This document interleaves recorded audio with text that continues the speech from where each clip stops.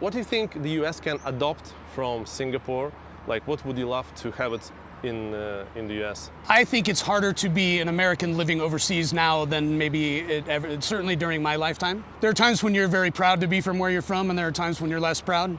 The last several years, I've been on the very severe end of the less proud side of the spectrum. One of the things that I admire about Asian culture broadly, not just Singaporean culture, is that people are very focused on what's best for the community, not just what's best for the individual in all circumstances. Things like during COVID, we didn't have massive protests against wearing masks. People understood that it was the right thing to do, not just for yourself, but for everyone around you, to take that precaution when there was so uncertainty. I think that's an envy. I mean, they're very real East and West cultural differences, and so I can't say, well, we should just adopt that. It's never going to happen. But I think there are aspects of caring about your community above yourself that are enviable and admirable. People are saying about Singapore, oh, it's not democracy, la la.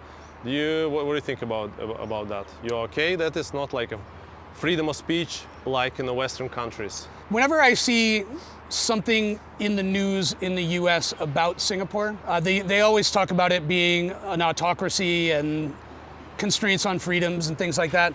Very honestly, if you just live your life as a normal person in Singapore, I would guess less than 2% of people living in Singapore ever feel constrained by those things at all. The laws or the fines that they have in place that everybody makes fun of, chewing gum and jaywalking and spitting or whatever, those things are in place for a very good reason, because if you go to the rest of Asia, China, mainland China in particular, all of those things are happening all the time. So I honestly think if you're a good person living your life, that I never feel constrained. I'm not going to go screaming about the police at a police station, but you almost never see police here. So like there's no negative interaction, really. It's not like, certainly in my home country, where you have cars patrolling the streets all the time.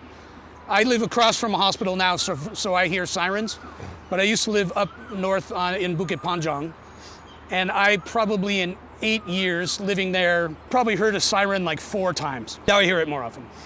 The hospital doesn't help.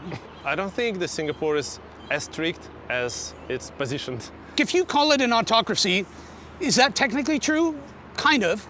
I mean, it is, for all intents and purposes, a one-party rule system. But that one party has built this, and they've done it in a way that has, I think, demonstrated extreme competence, extreme foresight, and extreme recognition of the importance of having a fair society for everyone. And that doesn't mean income equality or redistribution of wealth or any of those things. There are very, very rich people here, and there are very, very poor people here. But it means that they've created conditions whereby virtually anyone can go exist on this island and not feel what's perceived in the West about the restrictions here. And I think they have a pretty decent system of people communicating what they want to the government. Right. Regarding everything, infrastructure, you tell me. So there is a system actually. Right. So people, it's just a different system compared to, I don't know, let's say Western world. People don't go to the streets to protest. They just have the app and they say, okay, this road needs to be It's clearly it's much easier to govern an island this size than it is to govern, a large country. But there's also, there's always a sense that the government has a very good feel for public sentiment at any given point in time. So as an example, the one that, of course, I would feel and you would feel is that when locals start to feel like there are too many foreigners and they're taking jobs away from Singaporeans, then you see the government respond with, tightening up the number of work visas they allow, or being much stricter on giving permanent residency, those types of things.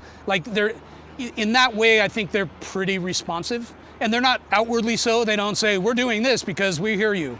But you can feel them kind of taking the temperature and understanding where people's heads are and sort of trying to alleviate some of those concerns through policy. What's the main principle, not about money, but in general in life, something that you learned through the years? For me, it's try something new every day. The world is too big and too beautiful a place not to just stick to your routine and not lift your eyes up. I mean, I literally live 100 meters from where we're taping this right now, and I've never been to this side of the park on the mountain where we're having the discussion. And that makes me a little bit sad because it's right here. Why wouldn't I know about this? But like, even when I walk down the river and around the marina, I have to remind myself to look up and actually appreciate and take in how incredibly amazing that this city and that part of the city are. I feel like sometimes you just, you're looking at your phone or you're listening to a podcast or music and you forget to like actually